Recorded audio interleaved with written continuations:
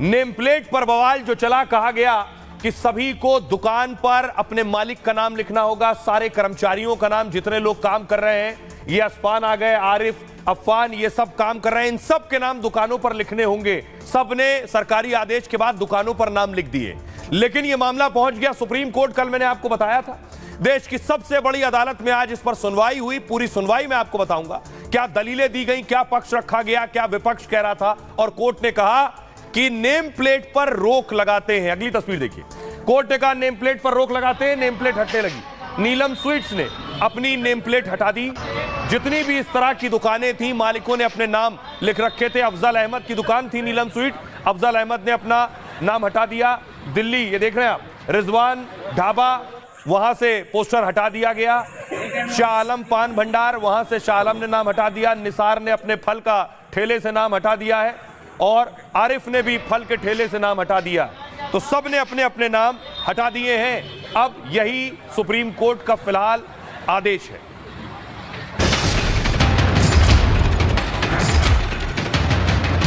ये सांप्रदायिक राजनीति का दिया फड़फड़ा रहा है, इसलिए फैसला ले रहे हैं। हमारा एप्रीहेंशन था कि इससे समाज में विभाजन पैदा होगा।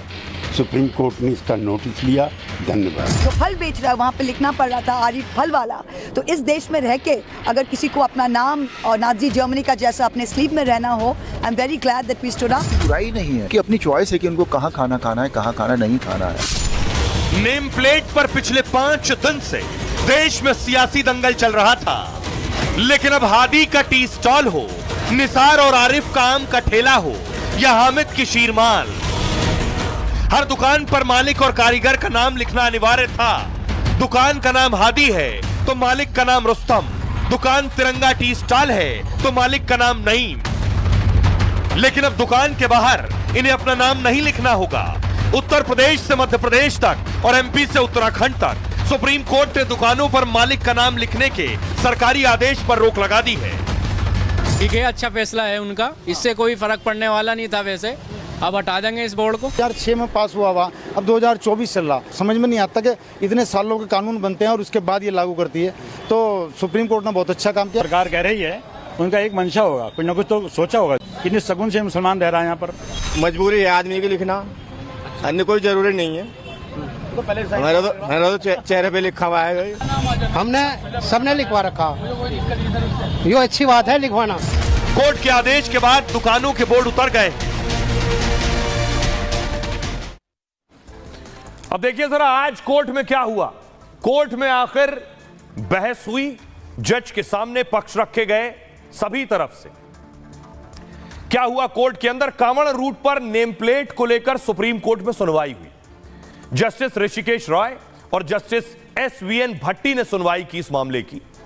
सुप्रीम कोर्ट ने पूछा यह आदेश है या फिर प्रेस रिलीज है। याचिकाकर्ता के वकील वहां मौजूद थे, उन्होंने कहा मैं प्रेस रिलीज से पढ़ रहा हूं, लिखा है कि अतीत में कांवड़ यात्रियों को गलत चीजें खिला दी गई, इसलिए विक्रेता का नाम लिखना अनिवार्य किया जा रहा है। आप शाकाहारी, शुद्ध शाकाहारी, जैन आहार तो लिख सकते हैं, लेकिन विक्रेता का नाम लिखना आखिर जरूरी क्यों है, यह याचिकाकर्ता के वकील ने कहा। अभिषेक मनु सिंघवी साहब ने कहा आदेश में तो स्वैच्छिक लिखा है, लेकिन यह स्वैच्छिक नहीं है, अनिवार्य है। दुकानदार और स्टाफ का नाम लिखना जरूरी है। नाम ना लिखो तो व्यापार बंद, नाम लिख दो तो बिक्री खत्म। मुस्लिम, ईसाई, बौद्ध सब कांवड़ यात्रियों के लिए काम आते रहे हैं। आप शुद्ध शाकाहारी लिखने पर जोर दे सकते हैं, लेकिन दुकानदार के नाम पर नहीं। नेम प्लेट वाला आदेश आर्थिक बहिष्कार की कोशिश है, यह छुआछूत को बढ़ावा देने वाला है। सुप्रीम कोर्ट ने कहा क्या मांसाहार करने वाले कुछ लोग भी हलाल मांस पर जोर नहीं देते? अभिषेक मनु सिंघवी ने कहा इस आदेश का एक भी दिन जारी रहना गलत है।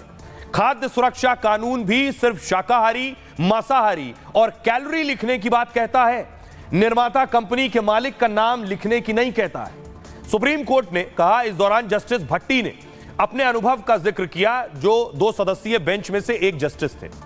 जस्टिस साहब ने कहा मैं जहां रहता था वहां 2 शाकाहारी रेस्टोरेंट थे, एक हिंदू का, दूसरा मुस्लिम का।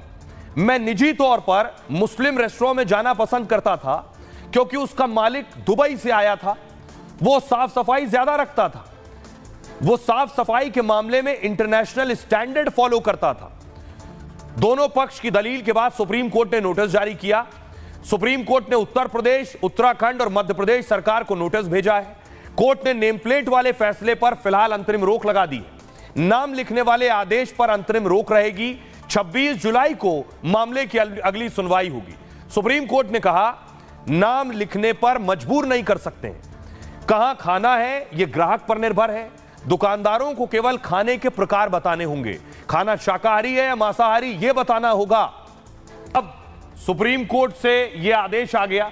दूसरी तरफ संसद का सत्र चल रहा था तो राम गोपाल यादव समाजवादी पार्टी के नेता खड़े हुए और उन्होंने भी इस मसले पर बोला है। नेम प्लेट पर क्या कुछ का आपको बताऊंगा, लेकिन आदेश आने के बाद अगली तस्वीर देखिए। अखिलेश यादव ने ट्वीट किया, उन्होंने लिखा, एक नई नाम पट्टिका पर लिखा जाए, सौहार्दमेव जयते।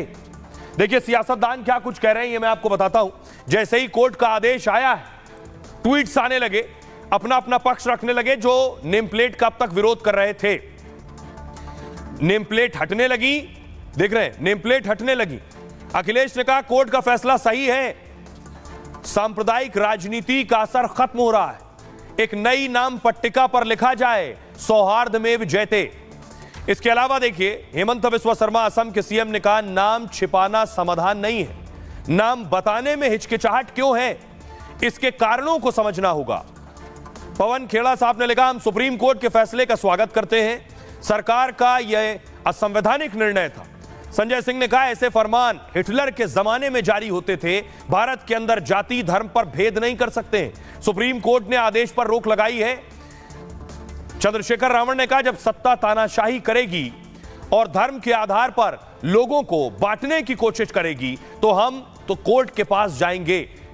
स्वामी प्रसाद मौर्य कह रहे हैं, मैं तो पहले से इस निर्णय को असंवैधानिक बता चुका हूं। सुप्रीम कोर्ट के फैसले का मैं स्वागत करता हूं। सुनिए।